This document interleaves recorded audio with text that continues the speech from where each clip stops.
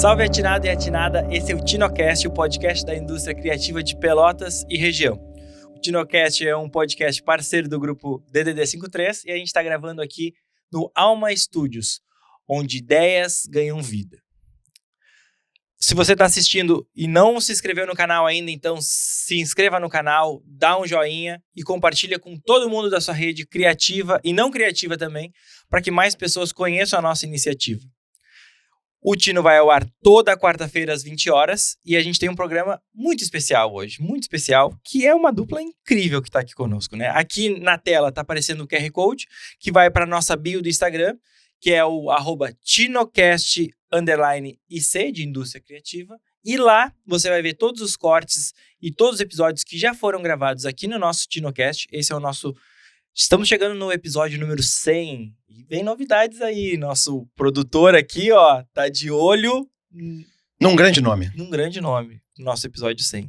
Estamos na labuta. E aí você pode também, lá no link da bio, clicar, conhecer todas as nossas iniciativas e conhecer principalmente o nosso link do Apoia-se, que lá você pode apoiar essa iniciativa que a gente tem, que é o TinoCast, e se tornar um atinado junto dessa comunidade que já são mais de 3 mil pessoas no Instagram. Ah, quase. Quase 3 mil pessoas. Não é o Casé TV, né? 35 milhões! Que isso, é um absurdo, né?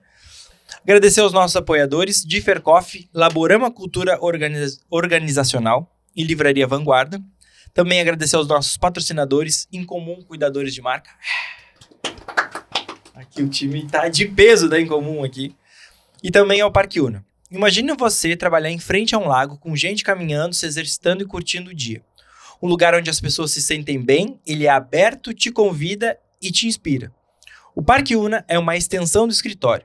Você pode fazer reuniões nos cafés, sair com a equipe para arejar a cabeça ao ar livre e interagir com milhares de outros negócios que já estão lá. E também, se quiser morar, dá para morar, Cuca? Dá pra morar. E como é que são os apartamentos lá? Tem estúdio, tem apartamento de 1, 2, 3 dormitórios. Tem casa também? Tem duplex. Tem duplex. Tem casa. Tem tudo. Quer morar e trabalhar no mesmo lugar? Dá. O Parque Una, um bairro para ser vivido agora. E a Incomum tá no Parque Una agora. Vamos! E a nossa convidada está trabalhando lá. Que sucesso! O que você tá achando de trabalhar no Parque Una? Eu tô gostando muito. Eu já tinha uma expectativa alta, mas tá esperando. Muito bom almoçar ali, sair, caminhar no parque. Solzinho, né? Uhum. Começar apresentando os nossos convidados, então, né? Que o nosso assunto hoje são irmãos criativos.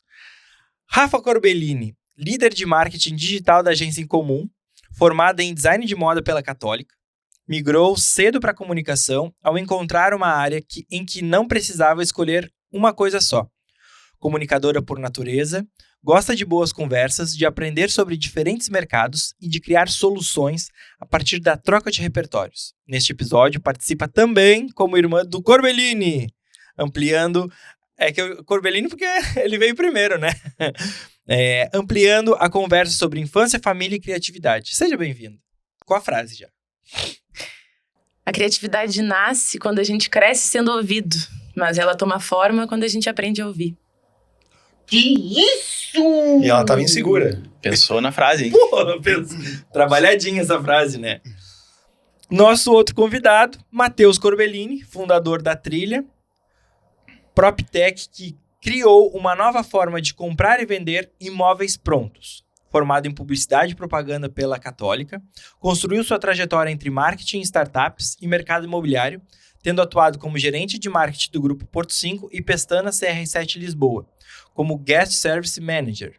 Hoje lidera a Trilha nas frentes de estratégia, negócios e crescimento. Neste episódio também divide as memórias com a sua irmãzinha. Seja bem-vindo, meu irmão. Obrigado, cara. Prazer estar aqui contigo, Cuca, Nega, né? Eu não pensei numa frase, tá? Eu vou quebrar um pouco aqui a lógica, mas eu pensei numa ideia. Há alguns meses eu estava lendo um livro que falava sobre um episódio que falava sobre amizade. E a amizade é talvez a relação que eu mais gosto, assim, o formato de relação que eu mais gosto. Porque tu pode ser irmão e ser amigo, pode ser amigo e amigo, né? E dentro da relação de amizade, tem uma relação que é mais especial, que é quando tu consegue ser amigo dos teus irmãos, ou das tuas irmãs, no meu caso, né? Então, não é uma frase, mas é um conceito, assim. Adoro amizade, amo amizade, né? Tenho aqui um dos meus melhores amigos. E dentro da amizade, ter, no meu caso, né, as minhas irmãs, pra mim é muito especial. Seja amigo dos seus irmãos. Exatamente. Comigo, ele, Daniel Cuca Moreira. Criatividade é inteligência se divertindo. Albert Einstein. Ou Clarice Lispector. Ou Jô Soares, eu não sei. Achei na internet. Solta. Brincadeira de criança, como é bom, @Alan Miguel Gonçalves, @alma.studios.br. Vamos falar os arroba, me esqueci de falar. Os arrobas. Cuca em comum. @Rafaela Corbellini. M. Corbellini. Gente, que prazer receber vocês aqui, tô muito feliz. Que é bom que a gente conseguiu trazer irmãos criativos, né? E era uma pauta que a gente já tava falando há um tempo e, cara, é agora. E faltou a nossa outra irmã, né? Faltou a de... Sim. Não cabe aqui no estúdio. Também ela é muito criativa, né? Porque ela tem o sítio. Mas me contem um pouquinho, assim. Bom, na trajetória de vocês dá pra perceber que tem a comunicação na veia ali, mas uma pergunta pra gente começar, né? Quando que veio, de fato, esse quero comunicar, quero trabalhar com comunicação, com criatividade, com marketing, com uma PropTech, né? Enfim, começar com as meninas, vamos lá. Olha, eu acho que não é porque é o tema do episódio, mas eu acho que foi muito observando ele, sabe? De verdade, assim. E acho que eu fui pra moda, né? Eu me formei em design de moda, mas dentro da faculdade eu já gostei muito da cadeira de marketing, que era com a Ana Amélia, apaixonante. E ali foi quando abriu uma vaga para atendimento na Incomum, há vários anos atrás. E ele viu e ele me disse, olha, eu acho que tu combina muito com atendimento. E eu fui... Lembrava, né? Não lembrava? Não. Assim começou a minha carreira na publicidade. Teu primeiro estágio foi na Incomum. Foi. Não. Sabe que o meu não. também foi, Cuca. Quando? Já podemos falar em décadas, eu acho, já. Depois a gente entra aí, nega. Termina teu raciocínio. Tá. Não, mas era isso. Não foi meu primeiro estágio da vida, mas foi meu primeiro estágio na publicidade. Antes eu fazia em moda. E eu acho que foi muito, muito por isso, assim. Eu realmente acho que eu sou uma comunicadora por natureza, assim. Acho que é uma questão de identificação, assim. Mas foi muito observando o mano. Ele me chamou de nega quando ele tava falando. E eu vou chamar ele de mano, com certeza, durante o episódio. Mano. A minha irmã é mana. Eu me sinto com 5 anos quando eu falo isso, mas é humano. Eu nem consigo chamar a nega de outro jeito. Nem dá, não sai. Eu tento, mas a Rafaela... Mas, cara, respondendo a tua pergunta, eu acho... Sabe aquela família, assim, que ficava em casa ouvindo MPB, o pai lendo Dostoiévski, não era lá em casa, definitivamente, entendeu? Nossa família não era uma família, assim, de... Muito longe da casa Ramiú, assim. Não, assim, muito longe, entendeu? Mas Como era a casa Corbellini. Mas era um ambiente, assim, muito acolhedor e muito afetivo, sempre foi, né? Tanto que é isso, nós três, eu, a Nega e a Di, os três, a gente tem uma vida de tentativas, assim, né? A gente tentou muita coisa ao longo da vida. Então, isso se dá muito porque a gente sempre teve uma rede de segurança e uma certeza que tem pra onde voltar, né? Desse lugar emocional, assim, de ter pra onde voltar. A Di é bióloga. A Di é formada em biologia, né? Então, eu acho que isso nos permitiu ter liberdade pra explorar um pouco. Aí eu acho que tem muito de perfil, realmente, né? Muito de perfil. E aí eu também tenho perfil de comunicação. A maneira que eu melhor me comunico é escrevendo, na minha visão. Sempre foi minha melhor forma de comunicação. E aí eu fui fazer jornalismo na Católica. Foi minha primeira escolha profissional. Começou com design. Começou com design, colega Parou do Alan. design. Começou com design, é verdade. Começou com design. Que a Tá, gente foi colega em um semestre. E ele desistiu e eu segui no design. E ele foi pra Católica. A gente se conheceu no primeiro dia de aula. Cara, Tá, e os assim, dois perdidos ali na faculdade, um olhando pro outro. Aí o Matheus, tô aí. Eu era assim, ó. Cara, tô muito feliz, eu passei na faculdade. Tinha feito 2, né? Tinha que fazer prova pra UFPEL na época. E eu passei, cara, queria fazer tudo que os acadêmicos faziam, dos bichos, né? Aí eu conheci o Matheus, ele, vamos ser amigo então, tipo, vamos. Aí a gente ficou junto e... Não, foi na chegada, literalmente, assim, né? Chegando no prédio ali na Federal, a gente olhando ali no quadro. Eu lembro dessa cena, assim, de verdade. Olhando no quadro ali, não, minha aula é aqui, a tua também não, então vamos lá, então, vamos junto. Vamos. E isso pra mim foi muito inspirador também, essa turminha de vocês ali. Porque a diferença de idade que a gente tem nessa época era muito grande, assim. Que diferença é? 4 anos. 4 anos. Essa turma era foda, né? Foi muito boa essa turma era foda. E eu tava ali estudando pra entrar no IFE, e era um meio nerd demais, assim, sabe? Aí eu vi o meu irmão entrando na faculdade, encontrando um grupinho de amigos super descolado ali, eles eram muito cool. A Helena, a Lelê, a Lana, todo mundo que passou na Incomum. o Rafa. Tá conta, na Incomum eu não me mexi. Mas é que não foi muito memorável mesmo. Né?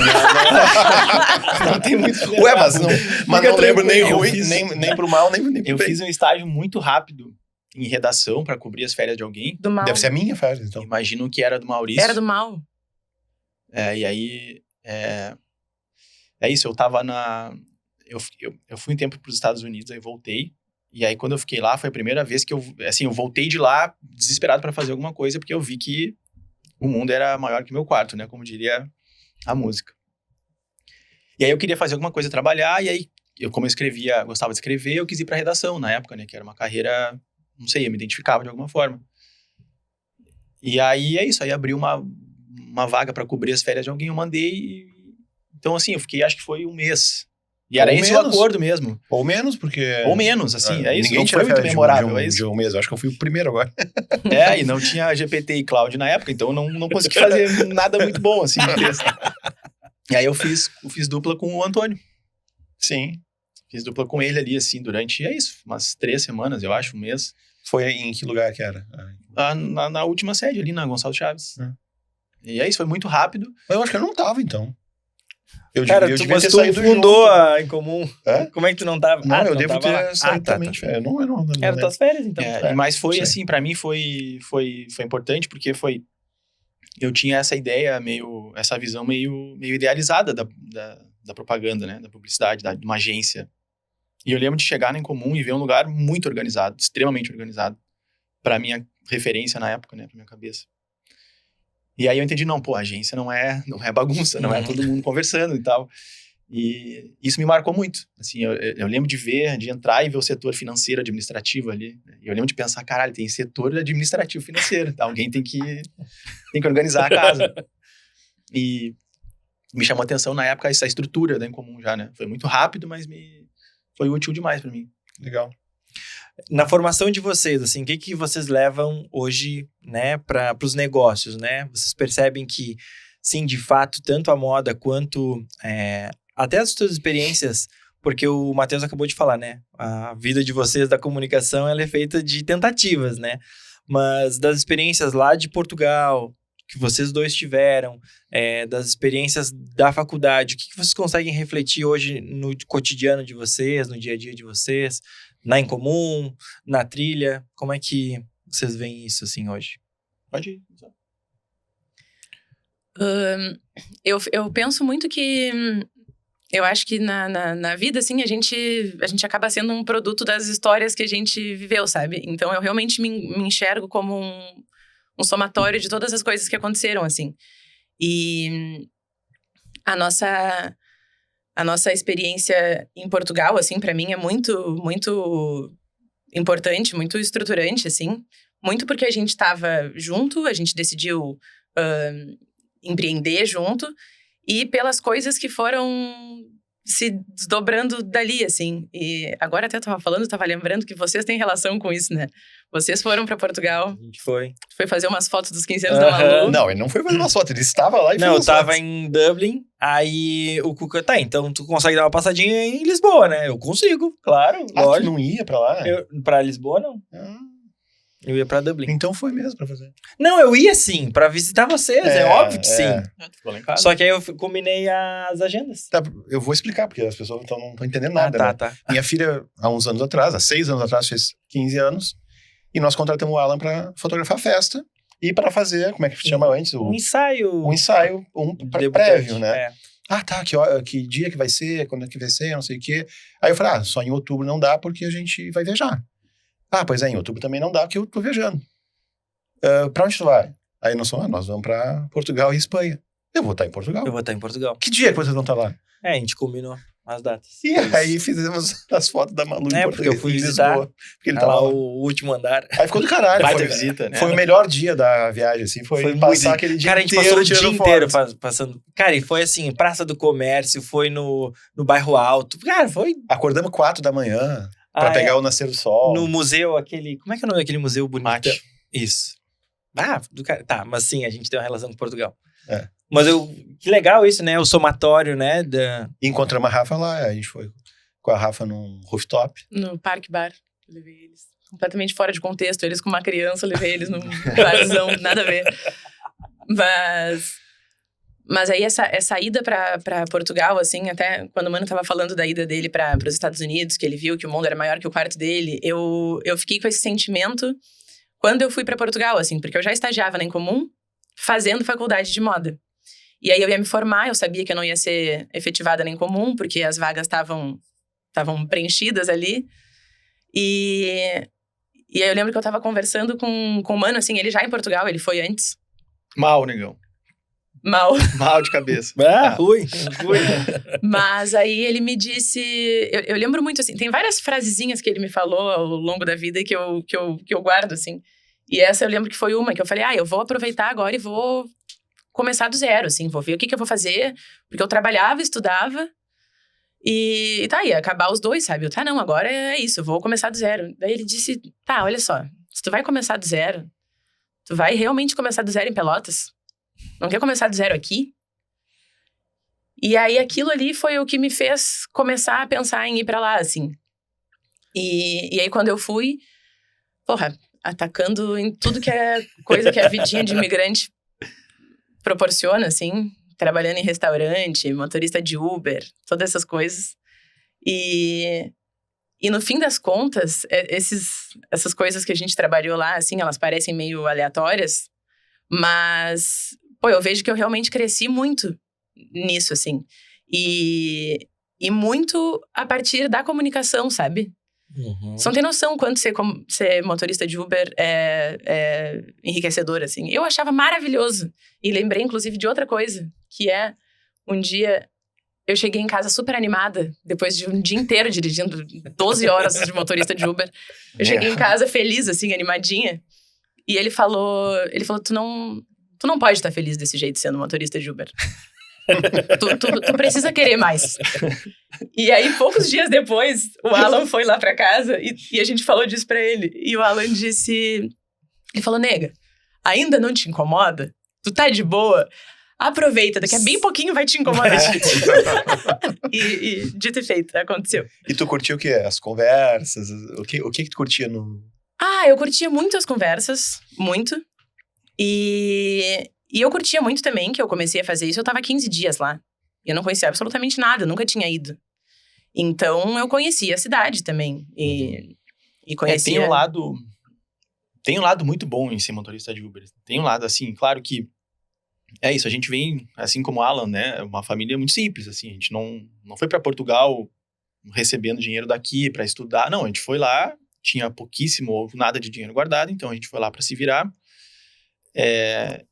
E como, agora, nos últimos anos, estourou muito a crise migratória em Portugal, mas a gente pegou isso acontecendo lá já, a crise de moradia, dificuldade absurda para morar bem, dificuldade para ter qualquer trabalho minimamente... Pra conseguir alugar, que fosse, né? É tudo muito difícil. Então, foi um período, para mim, de muito sofrimento. Os 5 anos de Portugal, eu tive muitos momentos muito felizes, amizades, né, nega, assim, que a gente formou lá, relações que, fazem valer a pena, absolutamente. Mas, pra mim, foi um período de muita ansiedade. Muita mesmo. E aí, a gente tinha esse conflito, assim, né, nega, né? A gente tava os dois fazendo Uber junto, né? A gente montou ali meio que uma escala do carro. De forma bastante criativa, né? Dá pra fazer um link aí, assim. Tinha toda ali uma escala pra gente conseguir fechar a conta. Mas é isso. A nega sempre teve muito, muito mais facilidade, assim, de se de socializar, posso dizer essa palavra, talvez do que eu sempre fui mais reservado, né? Então, pra mim, foi um período muito difícil. Só que o lado bom é isso. E, cara, a gente tinha um carrão, né? Um baita carro. Baita carro. Alugado, tá? Então a gente tava correndo atrás pra pagar o carro, antes de tudo. Só que tem um lado de descoberta muito grande, entendeu? É isso, eu conheço Lisboa melhor que Pelotas. Pelotas eu conheço aqui, a região centro, Onde tu Laranjal. circula. Agora, Lisboa. Fala Osório, eu sempre imagino a Deodoro. Não, eu sou ridículo pra rua aqui em Pelotas, eu não sei nada. Não sei nada de rua, nome.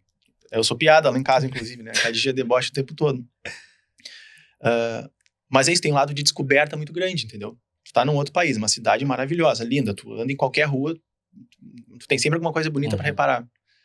Então tem um lado de descoberta muito grande, né? Tu ir conhecendo ali os lugares e aí fazendo Uber lá, tem muita gente que chama o Uber pra ir pra alguns lugares perto, né? Pra Cascais, pra Sintra, Então tu faz umas micro viagenzinhas assim durante o dia. Então tem um lado muito bom. O lado muito ruim é que é isso, tu fica refém, né? Tu tá dentro de um carro, ansiedade. Acho que o mais difícil pra mim, não sei se era a mesma coisa pra ti, nega, era que tu, independente de fazer bem ou mal, não muda nada, entendeu? Tu pode ser o melhor motorista de Uber do mundo. Se alguém não chamar ali, coisa, não importa, entendeu? Mas a notinha ali, às vezes... Não muda muita Não coisa. muda muita coisa. Não muda muita As coisa. notas ficam... Outro dia, minha filha pegou um Uber e disse, peguei Uber com a nota mais baixa que eu já peguei na minha vida. Quanto? 4,87. 4,87. De 5, Ah. né? Não, pô. E vocês eram black, então? Porque tu falou com baita carro, não? Não, mas naquela época o Uber era um serviço massa. Tinha balinha no todos carro, eram meio black, todos eram né? legais. E aí, tá, a gente começou nessa do Uber, mas depois a ideia foi evoluindo essa empresa, assim. E aí era a gente fazer turismo para brasileiros em Portugal. Sim. Então, disso também surgiu uma organizaçãozinha um pouco maior, assim. Ele ficava mais na coisa administrativa e aí ele começou a estudar muito marketing digital, que deu aquele boom, assim, em 2018, 2019. É verdade, tinha até um e-book. Tinha um e-book Tinha de turismo em Lisboa. Feito na mão, Que cara. na unha, na unha. É verdade. Não Tava lembrava na- Hoje em dia eu faria esse e-book em 5 minutos, 5 minutos, Foi uma trabalheira fazer aquele e-book. Pô, tá louco. E aí, ali que a gente começou E aí, ele começou a me dizer, ele dizia, nega, olha só, eu acho que essa coisa aqui do marketing digital tá valendo mais a pena do que esse turismo aí, hein? Acho que a gente tem que olhar pra isso. E eu adorava fazer a coisa do turismo, assim. Então, quando tinha tour, normalmente eu ia como guia, assim. E aí, porra, comunicação total também, sabe? E eu tava indo levar as pessoas pra lugares que muitas vezes eu nunca tinha ido. Então, eu tinha que fazer de conta que eu conhecia. E aí, além de saber comunicar, eu tinha que saber mentir um pouco. Tá, mas na segunda vez já conhecia um pouquinho mais, né? Na segunda vez já conhecia mais, só fui uma vez. Tem- pra aí cada já um falava sem Tem que conhecer. começar, né? Aí já Tem falava que ela, não, sempre que eu venho aqui, eu faço tal Sempre coisa. que eu venho aqui. Não, mas eu tinha uma técnica muito boa pra isso, que é... Eu levava as pessoas em restaurantes. Então, eu ligava pra marcar o lugar, e aí eu pedia pra falar sempre com a mesma pessoa. Aí depois eu ligava, queria falar com o Alan, queria confirmar aquela mesa e tal pra 4 pessoas ao meio-dia. Aí o Alan, tá, já sei, Rafaela, tá marcado. Aí eu chegava lá no dia e falava, oi, Alan. E o Alan dizia, oi, Rafaela. Aí parecia que eu era local do restaurante, sabe? Eu nunca tinha ido. E aí ali surgiu essa coisa do marketing digital, assim. E quando pandemia ruiu tudo, volta pro Brasil sem fazer ideia do que tá acontecendo, aí nós os dois, a gente se apegou muito nisso do marketing digital, assim. E eu comecei a... Total na carona dele, a minha vida inteira na carona dele, na verdade. Comecei total a estudar com ele, fazer uns freelas junto com ele, que ele tinha, assim. E eu Isso comecei lá mais... ainda? Ou já Aqui já. Não, Tá. aqui. Ele tava mais na parte da estratégia, eu fazia... Tava Tráfego estudando ali, tráfego. Muito, E... eu vou dar um Vai, passo vai, atrás, vai. assim, nisso, mas eu misturo muito 3 coisas, assim, criatividade, inovação e empreendedorismo, pra mim, é quase que uma linha, sabe? Etapas, assim, de uma... É isso, são etapas de uma mesma coisa, eu acho. Porque essa ideia de a gente fazer Uber, ela não foi a primeira ideia, né? Eu trabalhava no hotel antes, e aí, como guest services, um dos papéis ali é tu ajudar a preparar a viagem do hóspede, né? Então, uma semana antes eu entrava em contato com a pessoa,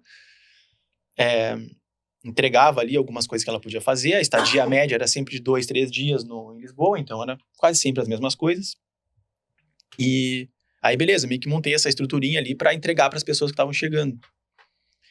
E aí fui vendo isso, que eram sempre as mesmas coisas que as pessoas faziam, né?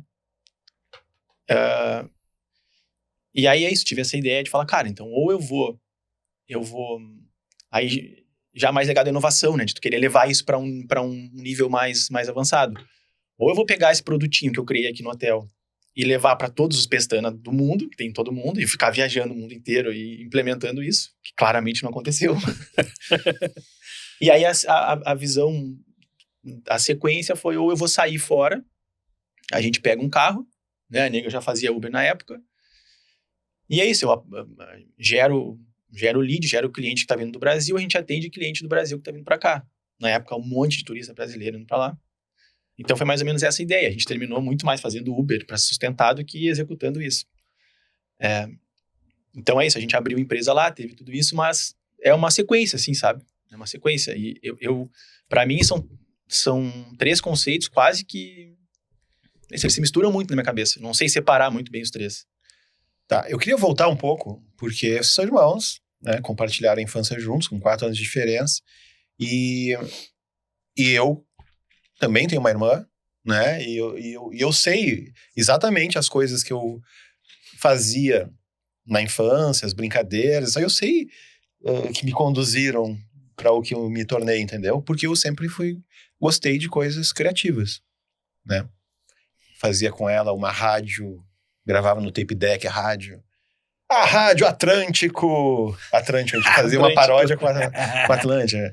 Então, sabe, fazia os quadros e pegava e colocava a música no outro tape deck para gravar nesse aqui. Umas coisas assim, né?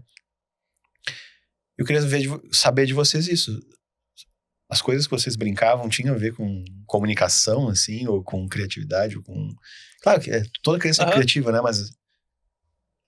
Deixa eu pensar. Assim, até, sei lá, até eu ter, no meu caso, né, até eu ter 14 anos, eu acho, 15, eu não fazia mais nada que não fosse jogar futebol, né? Não é nada. Então, assim, minha cabeça era muito voltada para isso. Então, não consigo lembrar, assim, de muitas coisas. Eram mais ligadas a isso, eu acho, assim, né? Brincadeiras específicas eu também não lembro, assim. Mas eu acho que surgiu muito do que a gente falou ali no início até da frase, assim, pensando nessa estrutura da família, assim. É uma família que sempre nos deu muito espaço, assim, pra expressar as coisas, sabe? Eu acho que a gente tinha muita liberdade em casa. Então, a gente até tinha umas brincadeiras muito mais físicas, assim, tipo, lutar. do que uma coisa... total. Não, e tinha uma coisa assim, né? Isso é algo muito forte na memória de infância da família inteira, que era a Nega dançando, né? Toma! É isso, a gente tá ali vendo TV em casa. Aí ela ia pra frente da TV lá e ficava dançando ali as coisas que ela... Que tinha a porta-janela da sacada, que ficava entre o sofá e a TV. E aí eu ficava dançando no reflexo. E aí eu ficava na frente deles, me apresentando pra eles, entendeu? Então, esse lado mais lúdico, assim, a Nega sempre teve muito mais do que eu. A minha criatividade sempre foi algo mais prático, eu acho, sabe? É tão prático que ele usava do meu lúdico em favor dele, por exemplo. Ele começou a abusar disso. Ele dizia, Nega, vai lá dançando pegar um copo d'água pra mim. Aí eu ia dançando e pegava água. Aí eu ia servindo ele de forma lúdica. Tem algum jeito, Corbellini, de resolver os problemas que vocês têm hoje dentro é um problema... dentro dos trabalhos de vocês, tá? Algo que vocês faziam ao longo desse processo aí de tomar vantagem em cima da irmã, seu sacana. Mas tem alguma coisa que a família de vocês reproduzia, o Zalo, a tia Simone, né? Que vocês levam hoje também pro... Cara... É um resgate hoje nosso episódio, tô né? pensando assim, mas eu acho que o pai tinha um pouco disso, assim, que é uma coisa meio de gambiarra, sabe? Eu amo gambiarra, sou apaixonado por gambiarra. Amo. Acho uma das formas de criatividade das melhores que existe, assim. Amo gambiarra, sabe? Você tá fazendo churrasco e aí a grelha tá mal, pega uma pedrinha, encaixa e... Não, deu. Mano, olha aqui, mano. esse tipo de coisa, assim, eu adoro, sabe? E eu acho que o pai tinha um pouco disso, assim, né? Eu até fiquei pensando na mãe, quando tu perguntou, que a mãe tem uma coisa muito manual, assim, de trabalhos manuais, É sabe? verdade. Então, tipo, quando a gente era criança, as nossas festinhas de aniversário, a mãe tinha uma máquina de cortar isopor, mandava imprimir as figuras. Eu lembro de uma de ursinhos carinhosos. E a gente cortava junto o isopor, colava, preparava junto a festinha. Uhum. Então, eu me lembro muito mais da criatividade na nossa infância nessas coisas, assim. Isso é uma coisa que tu herdou muito, né? Essa coisa manual, assim. Ah, sim. Que daí veio a moda, Aham. talvez.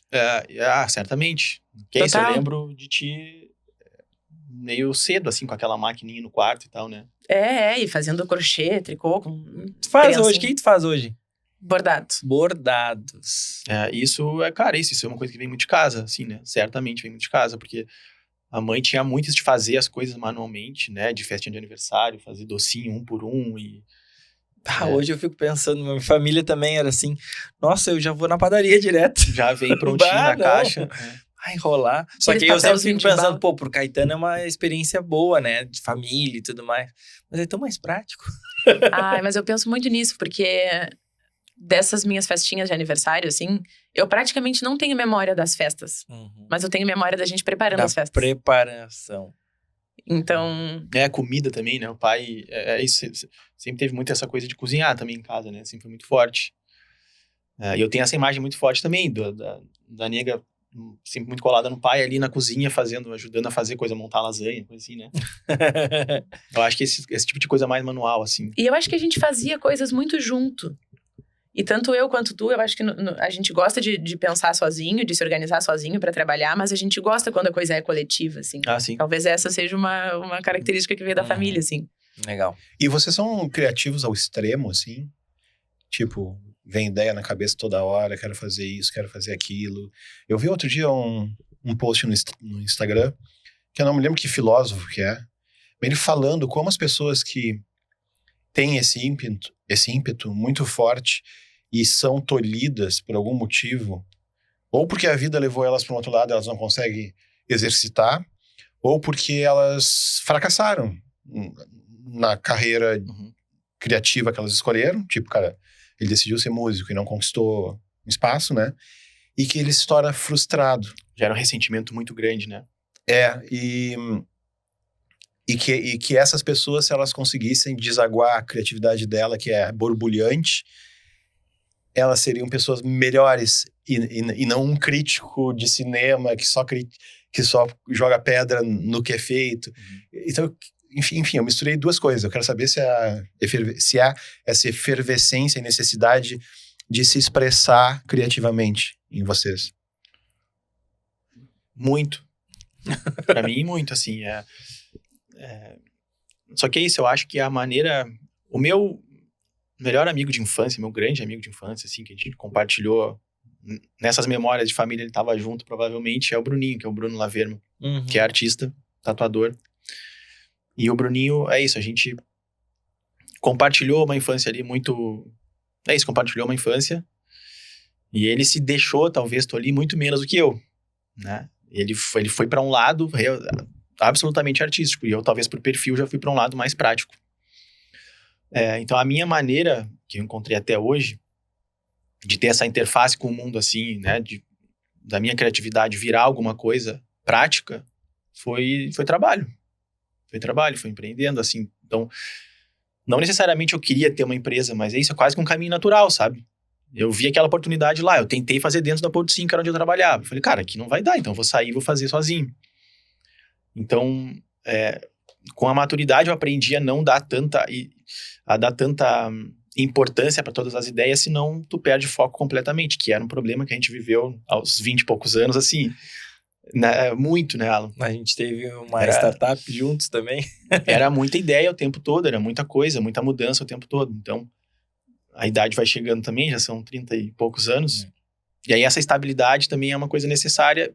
E em algum lugar tu tem que silenciar um pouco as ideias, né? Mas eu vejo muita coisa o tempo todo, assim, muito mesmo, né? Recentemente eu comecei a pintar, que é também um hábito que tem um pouco disso, né? De tu botar pra fora de alguma outra maneira, assim, que não Uhum. seja prática. Porque isso começou a me incomodar um pouco, né? Pô, tem Sim, tanta que coisa dentro. Que não tenha uma função específica. Não precisa ter né? uma função necessariamente. E a É. pintura é isso, não tem função nenhuma, né? Hum.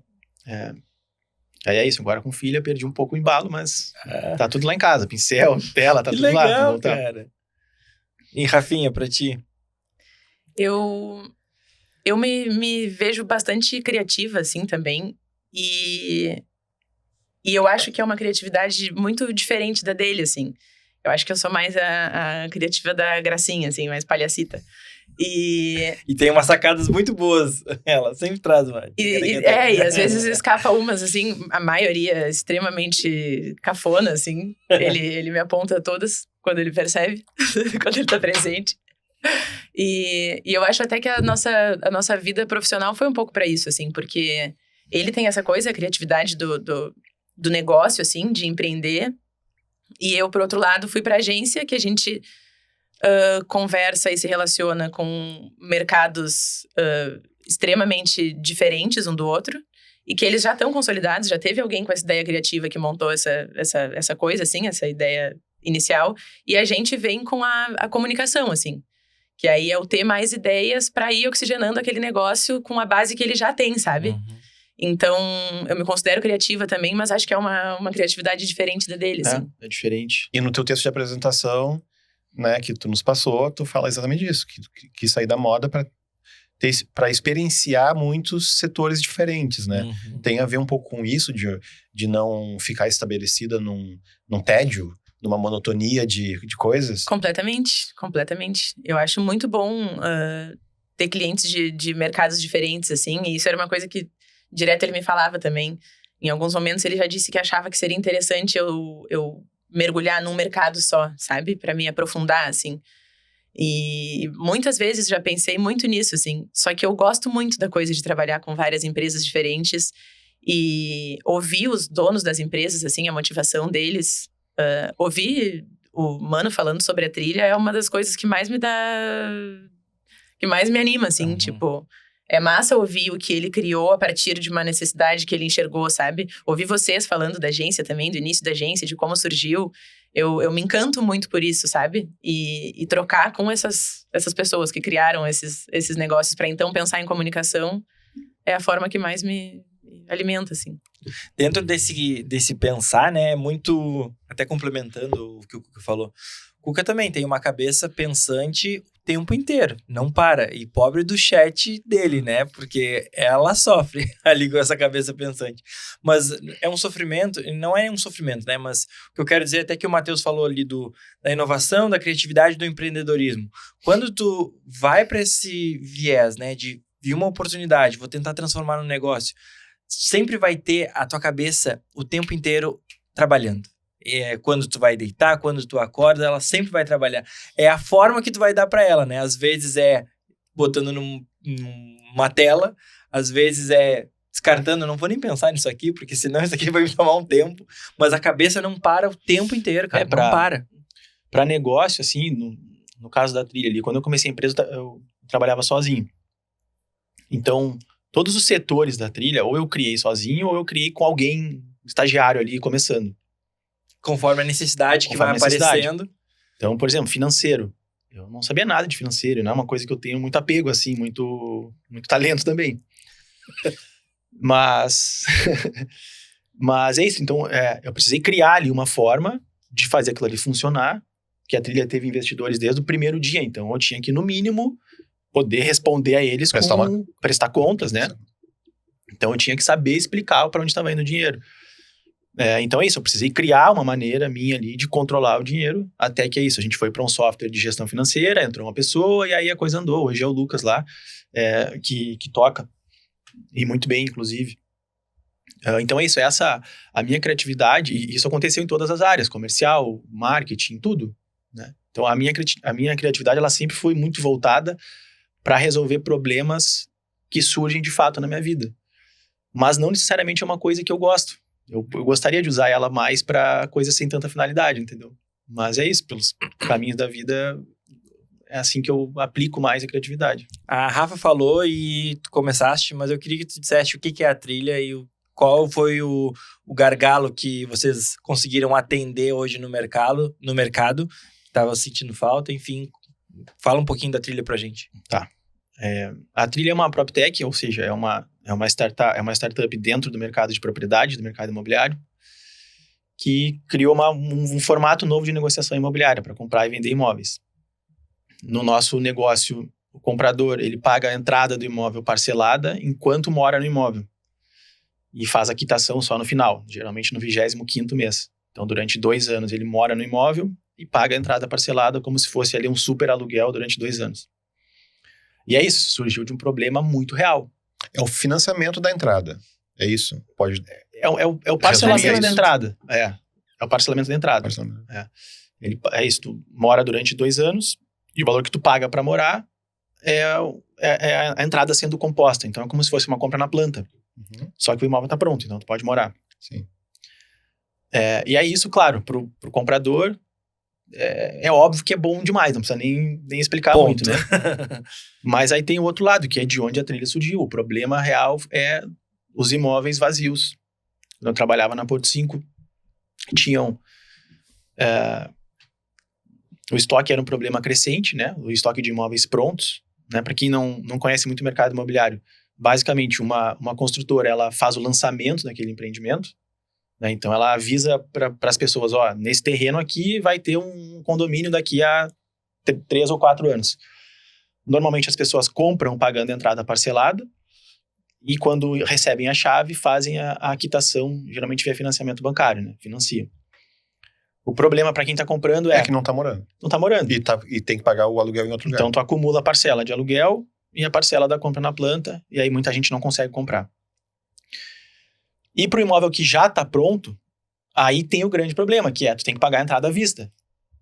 Então você está falando de um imóvel de 300 mil, 400 mil, tem que pagar também transferência, ITBI, registro, uma mobília também para tu morar, então tu tem que ter, sei lá, 80, 90, 100 mil reais para comprar um imóvel pronto.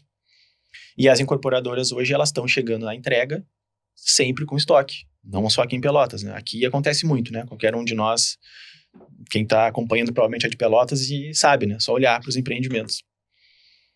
Então, a partir desse problema real de mercado é que surgiu a ideia da Trilha. No início tinha tokenização envolvida.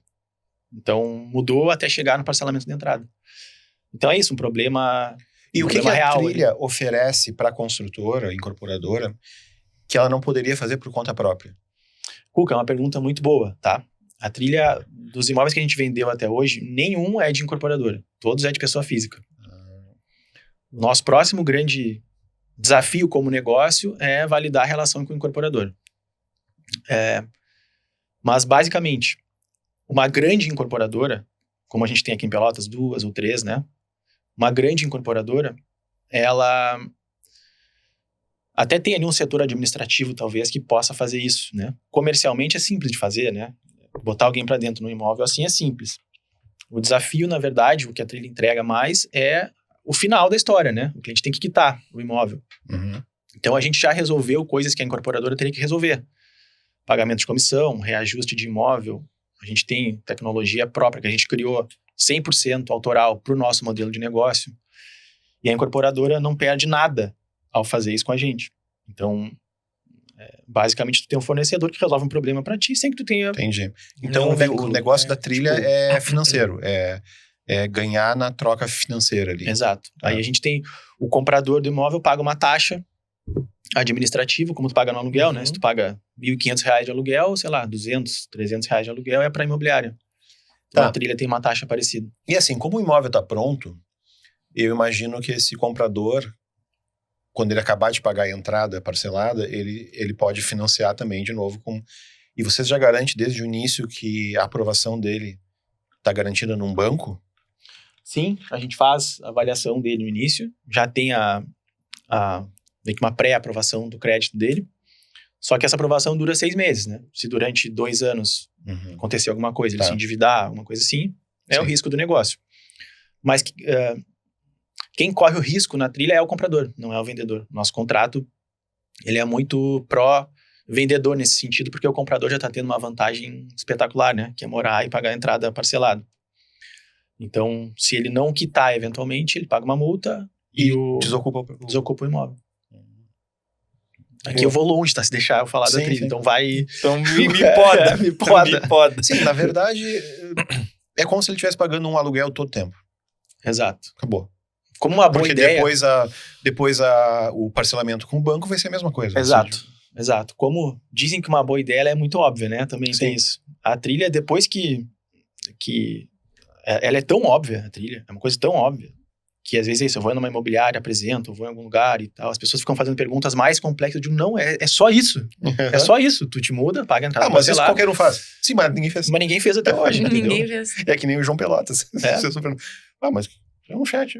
Mas é que é isso, a parte comercial, ela é uma parte que qualquer um pode fazer, né? Então é isso, o Cuca tem um imóvel, eu quero comprar de ti. A gente acerta com um corretor aqui, faz um contrato, uma promessa de compra e venda e tal, tá bem, tá feito.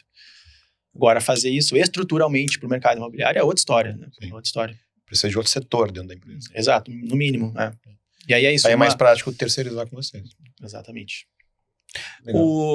Para vocês que trabalham, tem um negócio e trabalha com marketing digital como head dentro da Incomum, né?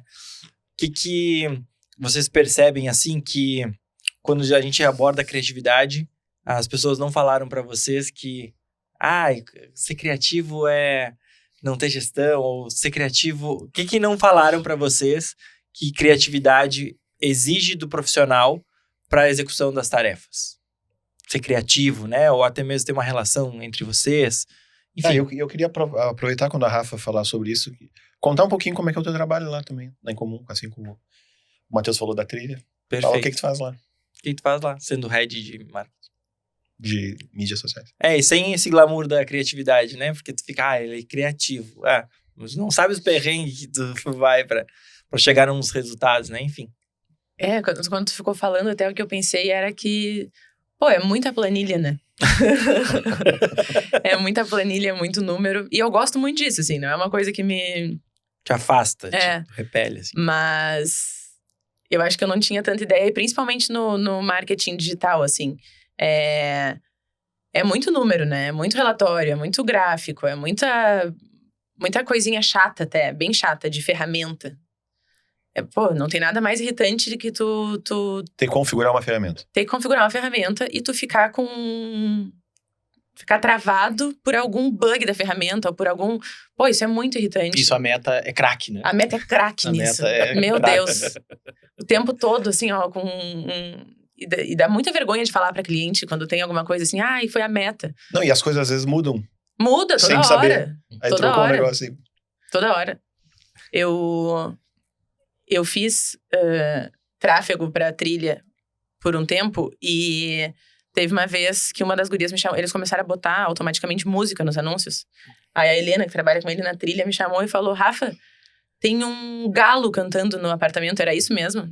Eu falei, meu Deus do céu, que merda. Aí eu fui olhar e, o troço ativou automaticamente um galo no anúncio, sabe? Aí começa a apresentar o imóvel e... Exatamente. O engajamento foi bom do anúncio. A meta sabe o que faz. Talvez tenha assustado quem viu. Mas é isso, tem esses bugzinhos de ferramenta. Mas o que eu faço na agência é... A gente tem ali o setor de marketing digital, de mídias sociais, e a gente cuida dessa parte da comunicação digital dos clientes ali da agência, assim. Então, tem cliente que é só mídias sociais, tem cliente que a gente cuida também do site. A gente não faz o site, né? Mas a gente leva pessoas para o site, cuida dos acessos ao site, fica gerando lead.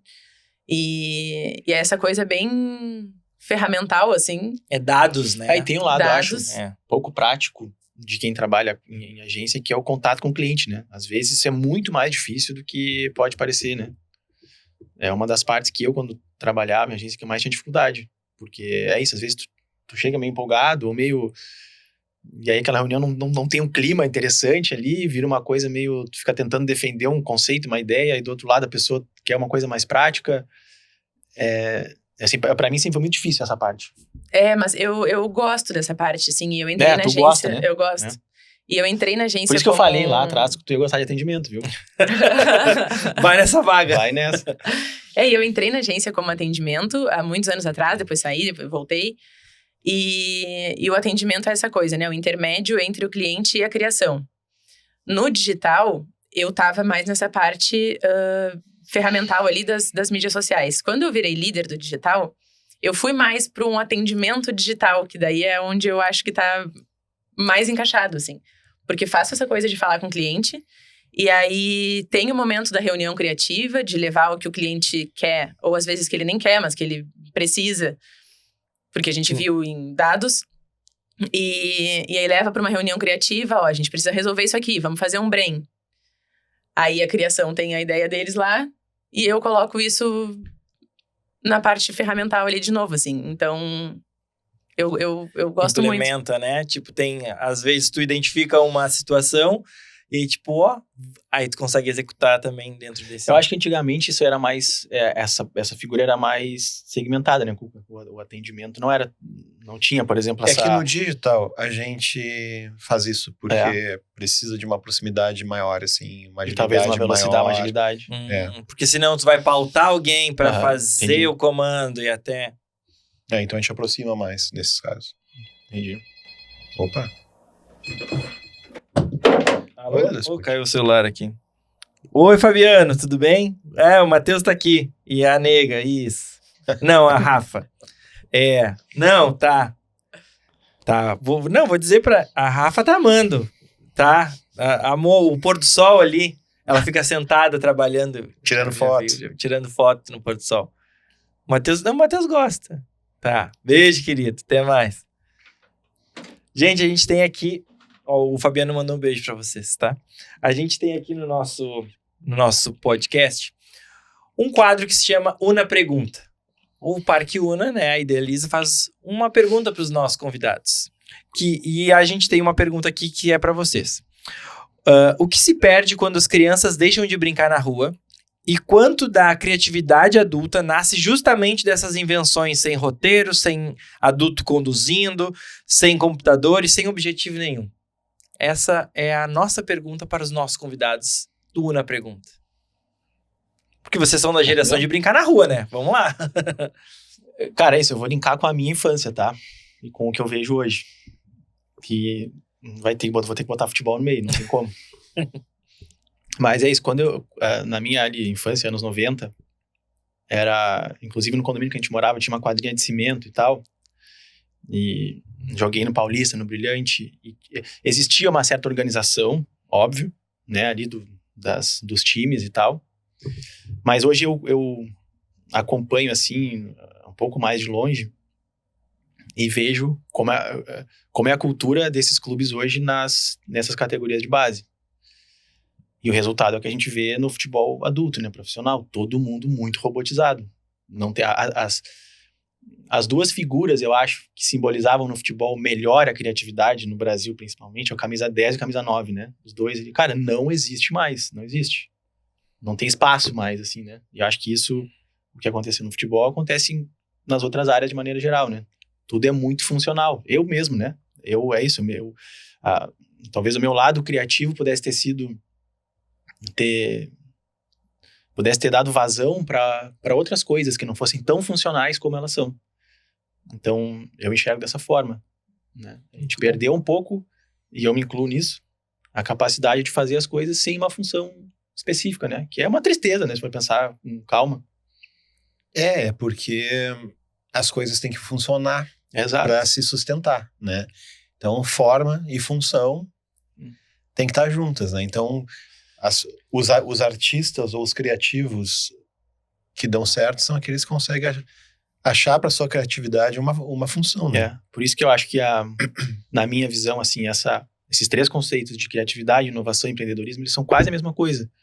Quase a maneira que eu encontrei de criar essa interface com o mundo, assim, de me relacionar com o mundo, porque na trilha tem muita criatividade envolvida, né? Tanto na concepção, na ideia, mas principalmente em como a gente faz as coisas internamente, né? Internamente.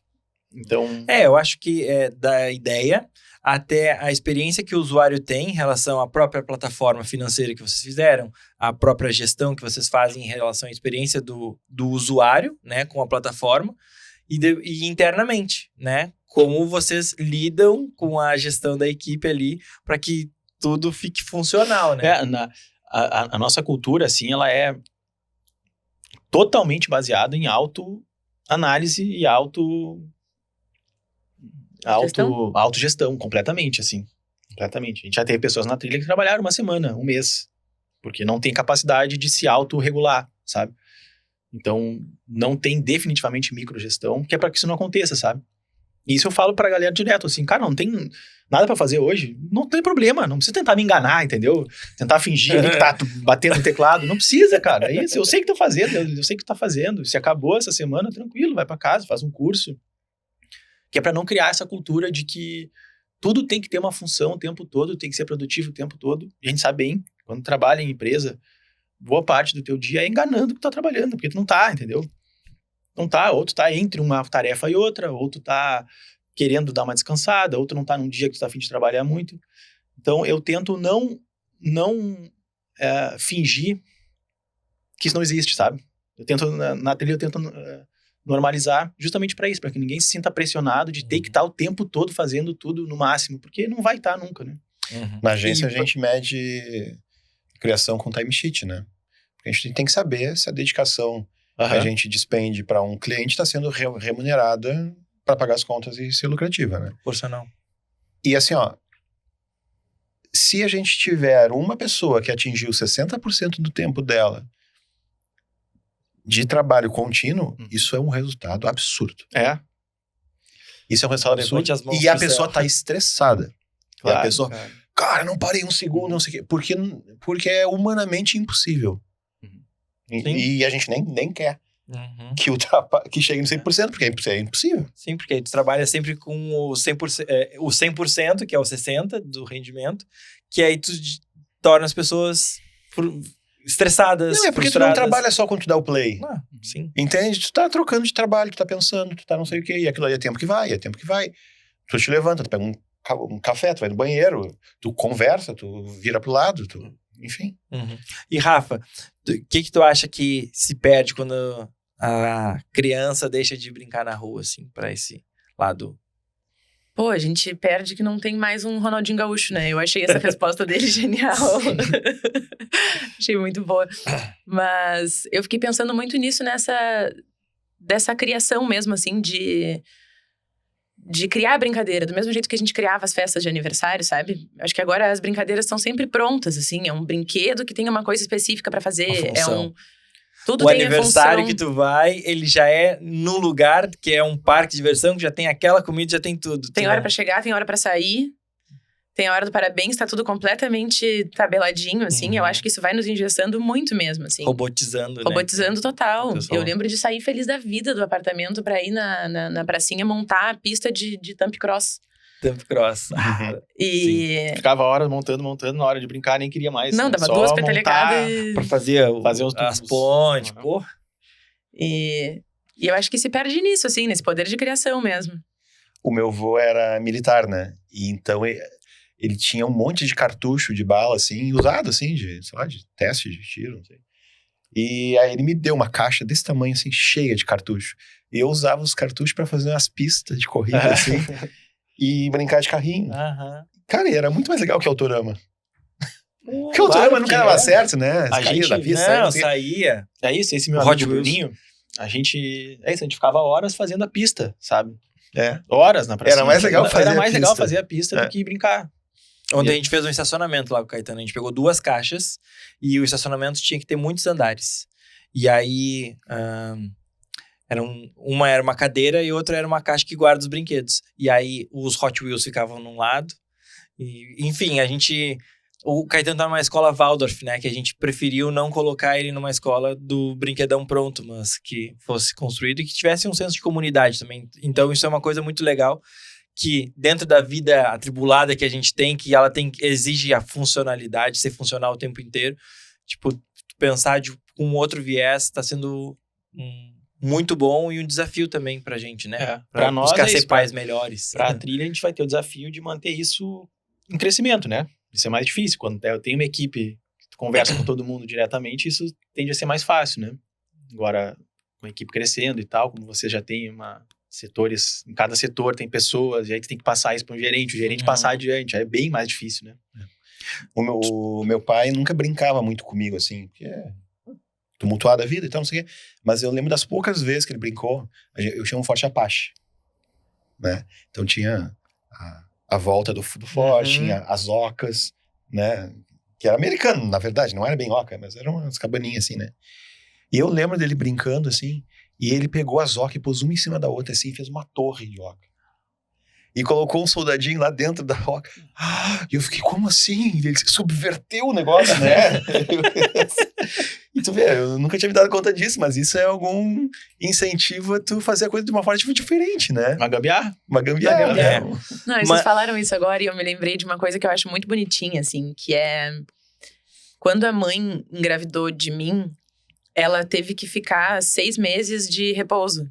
E isso com um filho de 4 e uma filha de 6. Então, foi meio pesado, assim. E ela disse que o mano ficava o tempo inteiro grudado, assim. E ela dizia pra ele fazer o corpo dela... Imagina, não podia sair da cama. Fazer o corpo dela de pista.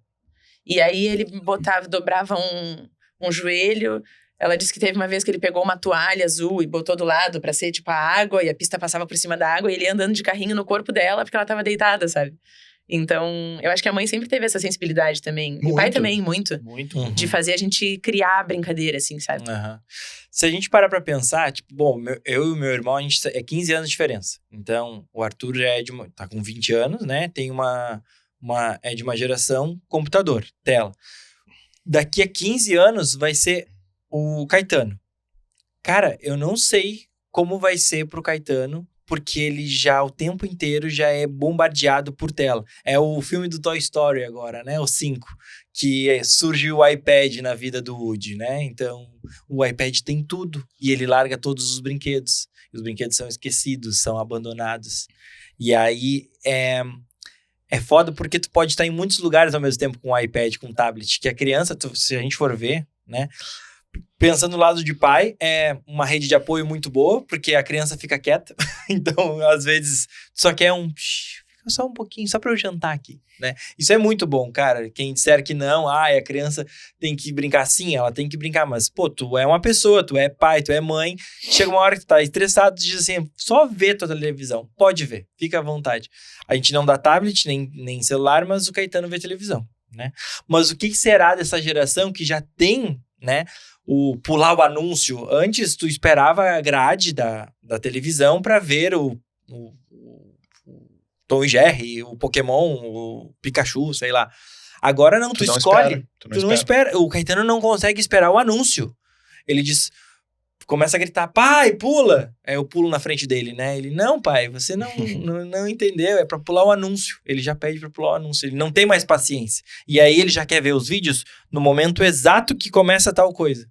Então, como vai ser daqui a 15 anos, mais robôs ainda, né? Isso que é só uma reflexão aqui, porque eu não sei como vai ser essa nova geração. Eu vou começar a vivenciar isso agora, né? Mas é muito desafiador, cara. É muito desafiador. Não tem resposta certa pra isso ainda. Não, tá louco. Eu também acho que... Bom, não passo por isso, né? Não falo por uma experiência minha, mas também acho que deve ser muito desafiador. Mas eu também acho que... Eu tenho uma visão muito positiva com a tecnologia também, sabe? Eu não gosto muito da gente ficar olhando para o passado e como era antes, a minha infância na rua, estão todos na rua, olha, que pena das crianças de agora que não tem isso. Eu acho uma visão meio... Saudosista? Saudosista e meio contra-evolutiva, assim, sabe? Uma nostalgia que eu acho meio chata. Então, eu gosto de ser positiva em relação a isso, assim. Eu acredito que a tecnologia também vai trazer coisas muito positivas para essas crianças. E, assim, eu me identifico com o Caetano. Eu também pulo anúncio, entendeu? Não é só as crianças, tá todo mundo passando por isso, sabe? Sim. Os tiozinhos, os idosos estão pior que as crianças, eu acho. E tiveram a infância mais na rua possível. Então, é uma... Pula esse anúncio logo. Então, eu acho que é um desafio que todo mundo que tá vivendo essa era passando, sabe? Não é só das crianças, assim. Vamos todos entender o que fazer com essa ansiedade que tá todo mundo, não só eles. Não, isso aí. Eu tenho uma reflexão muito grande, mas não vou falar toda aqui. Mas é isso, as coisas estão cada vez mais rápidas, e eu não sei o quanto que o nosso hardware está preparado para aguentar essa velocidade. A gente tá dando uma pifadinha geral, né? Esse é o resumo, mas eu tô... Eu tenho umas conversas com o ChatGPT aqui, muito profundas. Que eu vou anotando. Eu uso o ChatGPT, na verdade, para fazer notas de coisas que eu penso, né? Pra, de repente, algum dia eu uso aquilo para outra coisa. E a gente usa a inteligência artificial aqui, que ela faz pergunta para os nossos convidados. E já são 100 episódios, quase 100 episódios. E dentro desse espaço, a gente apresenta os nossos convidados para ela, fala o assunto que a gente está fazendo e ela faz uma pergunta. E ela vai fazer uma pergunta para vocês agora aqui, ó. Se a infância de vocês fosse uma tecnologia criativa, qual função ela teria instalado em cada um que ainda roda em segundo plano até hoje? Pô, difícil essa, hein? O que vocês trazem de criança que funciona até hoje, que ajuda?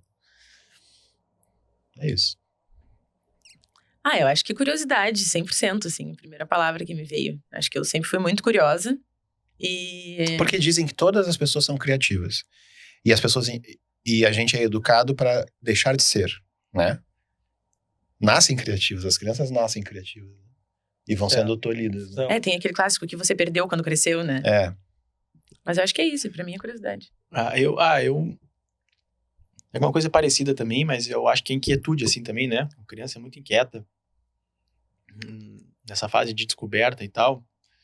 E eu identifico muito isso também em mim, assim. Eu sou muito inquieto nos lugares, nos lugares que eu convivo um pouco mais. Se confunde um pouco com curiosidade, mas é para um pouquinho diferente, eu acho. E é uma característica que vem certamente de toda criança, né? Mas é isso também, é uma inquietude que eu tendo a levar para um lado mais funcional. Uhum. Então tá sendo terapêutico para mim hoje, aqui.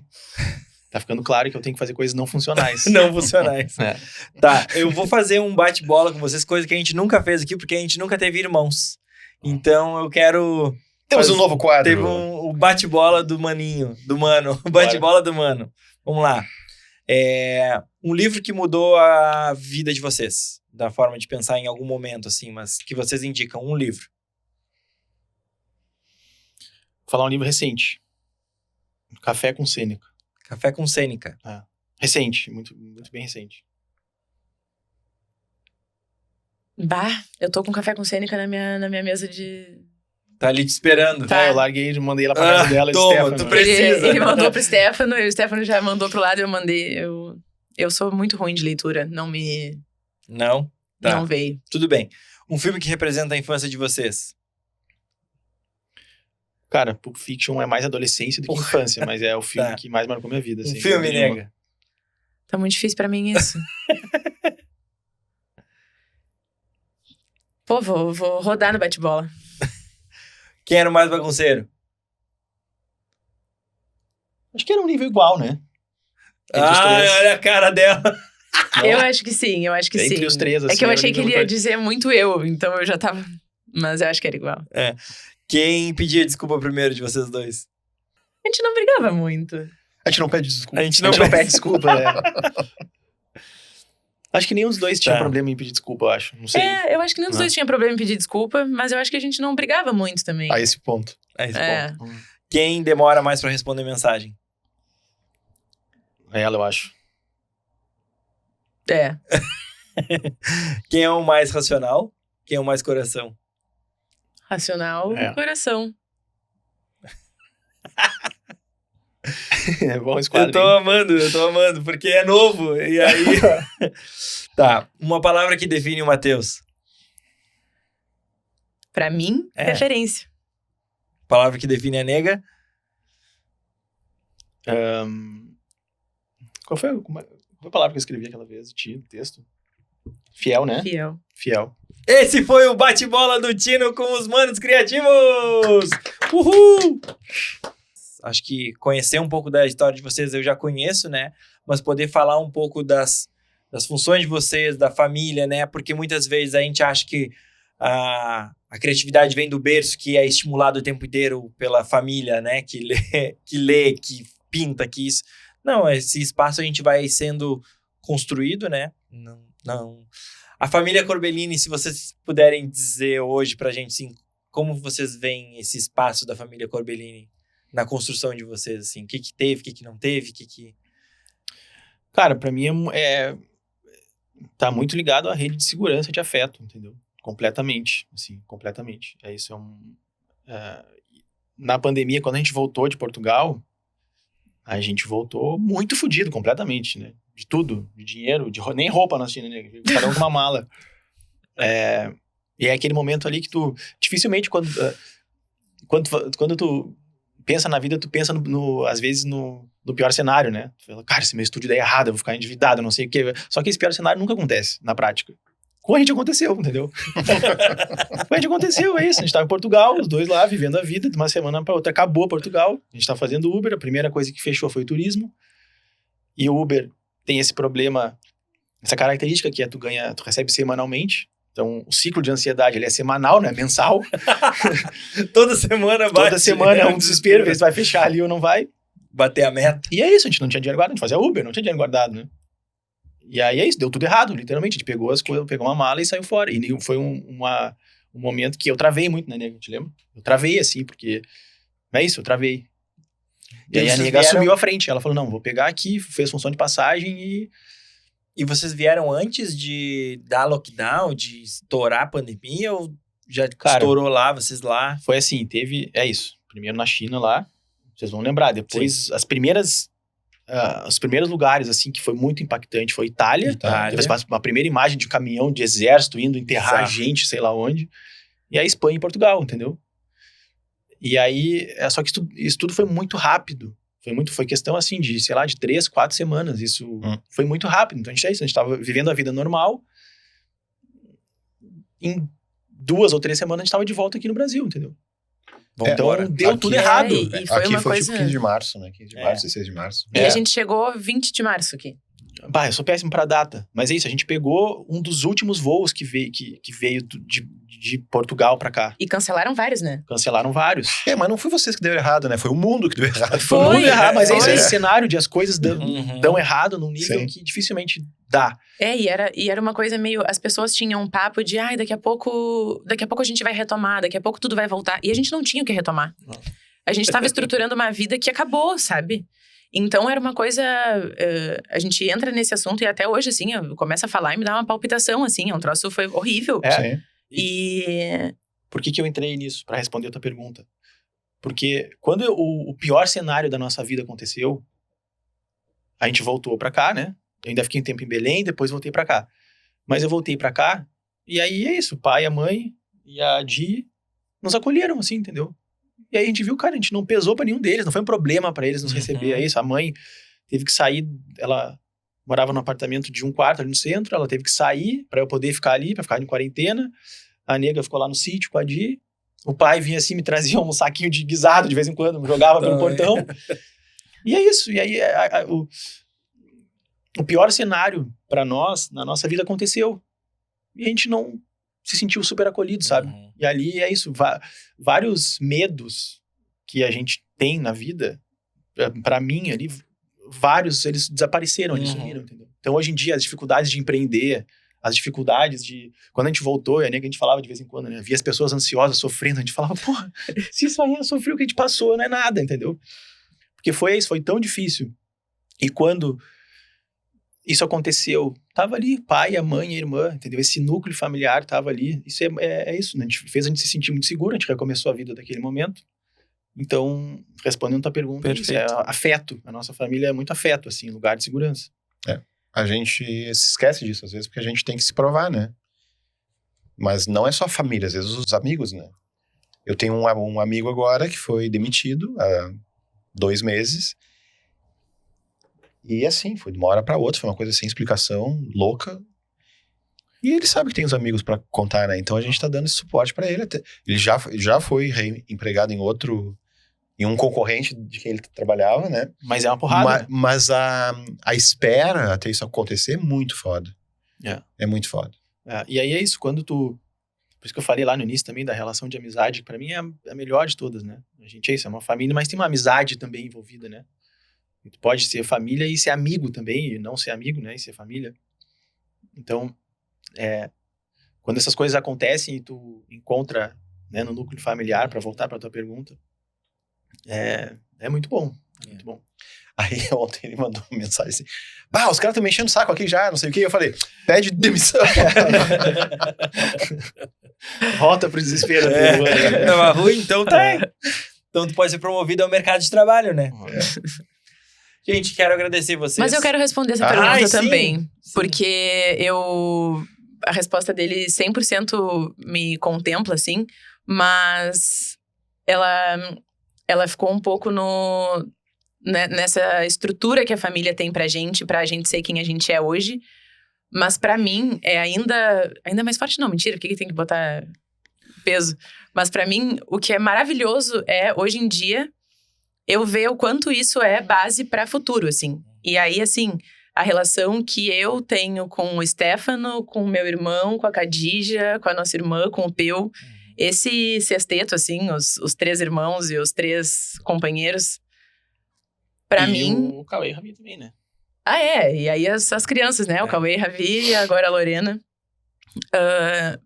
Pra mim, ver a vida acontecer agora, assim, tipo, agora a gente é os adultos da família, tem as crianças aqui vindo da gente.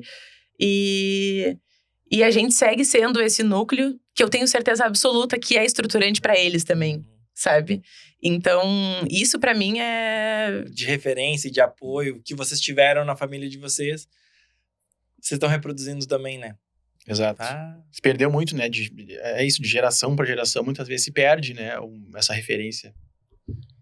E a Sim, gente tanto não... que o Ravi e o Cauê super te amam e, tipo, meu tio, meu herói, né? Mas é legal isso, ver essa referência, assim, né? Que vocês não perderam isso, que uma coisa que foi boa na infância de vocês, né? O Ravi é mais com a nega até do que comigo. Bem mais. Quando eu cheguei no sítio, ele tinha... Eu fiquei 2 anos no sítio, né? Quando a gente voltou de Portugal. Ele tinha meses. Tudo isso, 2 anos. Que legal. Parecia que ficou pouco, assim. Aí a Incomum resgatou a nega lá do sítio, né? A Incomum me pegou do sítio. Gente, quero agradecer a disponibilidade de vocês por terem vindo aqui compartilhar um pouco da história, da vida de vocês. Muito feliz que vocês aceitaram nosso convite. E até a próxima. Muito obrigada, foi muito legal. Obrigado, gente. Namastê. Esse foi o TinoCast, o podcast da indústria criativa de Pelotas e região. E até a próxima com muito mais TinoCast. Tchau, tchau. A Incomum Band sai do meio do mato.